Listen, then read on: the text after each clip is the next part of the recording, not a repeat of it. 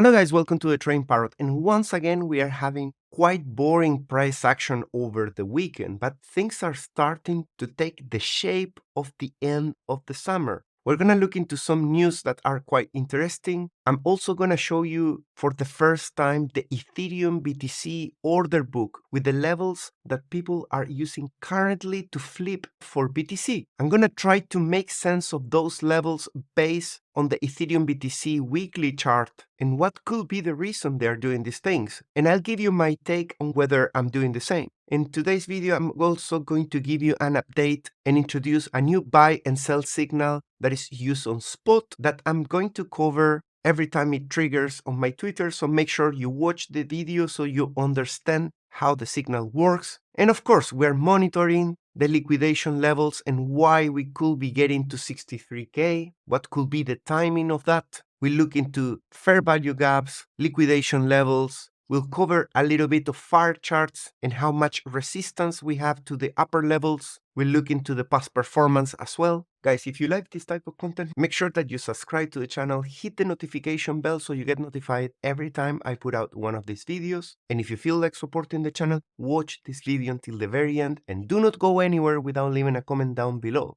Those two things are sending a strong message to the Google algorithm that this content is worth watching by more people. So thanks so much for that. And yes, the CME gap closed on Friday at a price of 59.6K. And the price of Bitcoin the whole weekend seems to be glued to that price. In fact, earlier this morning, it hit these liquidation levels located just slightly above 60K, just to come back where it came from to the same price we had yesterday. There's still a little bit more of liquidation levels at 60.4K around here, and some mild liquidations if we continue going higher, relatively bigger than the ones we have below at around 58.2 to 58.6. When the price doesn't move on Saturday, sometimes on Sunday we get some volatility towards the close of the weekend. And as I mentioned yesterday, hopefully that move is to the downside, so we can use the CME price of Friday, which acts as a magnet. We can use it as an insurance because it's got high likelihood of coming back to 59K. So if we go very low, we can take along and join the rest of the forces that are pushing the price back into the CME close, in this case 59.6K. As I mentioned yesterday as well, hopefully on Sunday we don't pump to 63K or 67K, because that's gonna be really painful to have to come back and do the homework closing the gap later next week. On the 4-hour, we have this inverse head and shoulders. While I was sleeping, it seems that it was aiming to break out, but it just went for that liquidation level and back below the neckline. So we don't have a breakout to the upside, neither a breakdown to the downside. The 4-hour RSI remains in an area where it doesn't seem to be going anywhere. If we place this trend line as support, we could look into a potential breakdown in here with a squeeze against the top of the range. I think that will be the highest quality play that we can do, but we are far from anything going on in here. On the daily, I decided to move my levels. After this push in here, we can see that we are doing lower highs, lower lows. This could be interpreted as a bullish flag at this point in time. If we break down below this new dotted yellow trend line, which before it was located in here, I have moved it to touch the new support. And once again, we are doing very humble moves. It's still not clear whether this whole move in here is a dead cat bounce and we're gonna go lower, or if we are going to attempt the top of the range, which now is no longer at 56, it's located at 54. We need to update the target, drop it 2 levels, and now that target is at 62.2, which is lower than the next liquidation level. This is quite significant because it means that in order to take the full liquidation level that we have now here, the price is not gonna be enough for the RSI to just go and get to 54, which is the resistance. The price is gonna be forced to break out from this full pattern to be able to get into 63K. That's gonna look something like this in order to take it. Now, if it remains there and it holds this as support, the 52, later on this week, we could see a breakout to higher levels to potentially take the 67K. That is the narrative to get us there. It's not a guarantee that it's going to happen next week, but it clears my mind on what to follow or what to expect if things become bullish towards the plan B or the yellow path in the megaphone pattern. When it comes to the fair value gaps, we have consumed half of the green one that yesterday started from 59.8, so we need to move this up. We can also see that now we have some liquidation levels from the past 7 days, but still in the last 30 days, that 62 and that 63.4 are the largest in confluence with what we are seeing here on trading different. Looking at bar charts, we can see that the order book in here is quite loaded up until 62K to short Bitcoin. And if Bitcoin was able to pass that 62, it will get to confront the 65K that is also quite heavy with 26 million. Not that heavy relative to history, but relative to what we have below the price. The only thing significant to this selling pressure that we have at 62 and 65 is the 50K. And we can see that the purple wells from 100K to 1 million are now pushing the price higher. The rest of the bands are all very quiet, not doing anything, at least in the past 1 month. It's interesting to understand what is the appetite from people to flip Ethereum into BTC and BTC into Ethereum. I had to admit, I never checked this particular chart on the order book. 004 seems to be the support since the collapse of the price on the 5th of August. They're willing to sell their Ethereum into Bitcoin at 0.45 and then 0.49. And then the largest area where they want to flip Ethereum into Bitcoin is at 0.57. Very interesting to see that level as a flip, because if we were to repeat the past performance of Ethereum versus BTC, that in 2021 it managed to reach 0.5 of the performance of the 2017 bull run, then we should be getting to the 0.5 retracement of the 2021, in which case we will barely make it to 0.64.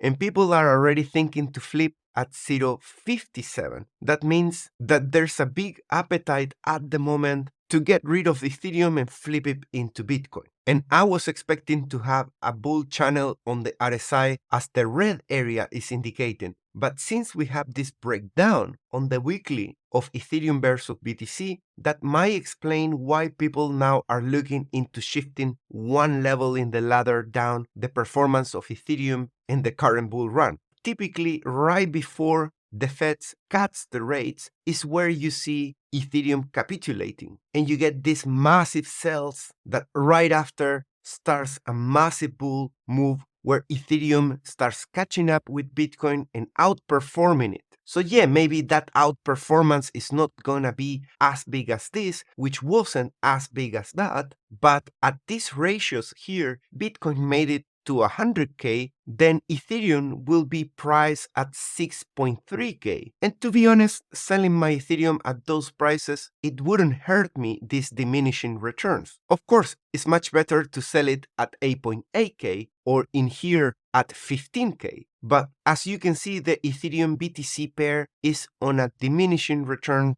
trend line in here. And unless we see a breakout from that, then I wouldn't expect something as big. I think the only way we can see that breakout is somehow the Ethereum network manages to tackle the fees and the speed of the network, among other things that are quite annoying investors. Guys, if you haven't watched my video yesterday, it's fine if you don't want to watch it full, but do not miss from the minute 8, where I'm giving you this priceless alpha about the Bitcoin versus the VIX. Go and watch it right now. Don't let this opportunity slip. And as I promised, when it comes to signals, there is one new that I'm bringing into my arsenal, which was pointed out by High Block Capital. If you don't have access to High Block Capital, don't worry, because on my Twitter, I'm going to be letting you know as soon as the signals trigger, whether to buy or to sell. Of course, it's your call what you do with them. I'm just informing you that they are triggering. Sometimes I take the trade, sometimes I don't. This one is based on combined books and it works based on spot. When the combined books are greater than 0 and smaller than 1%,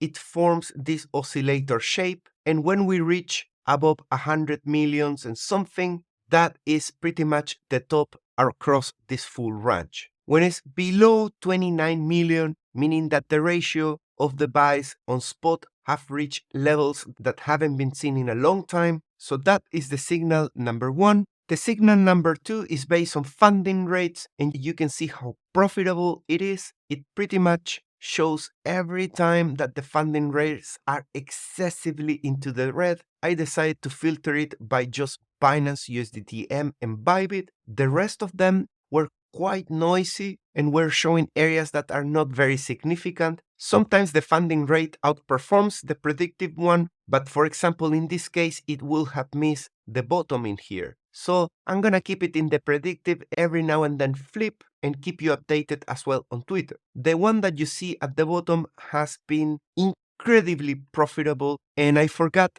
to mention it yesterday, but there was a buy signal coming from this. Once again, it's already in the money at 2%, but some other times, like for example, the last time it gave almost 16% to the upside, and this one in here gave almost 22%.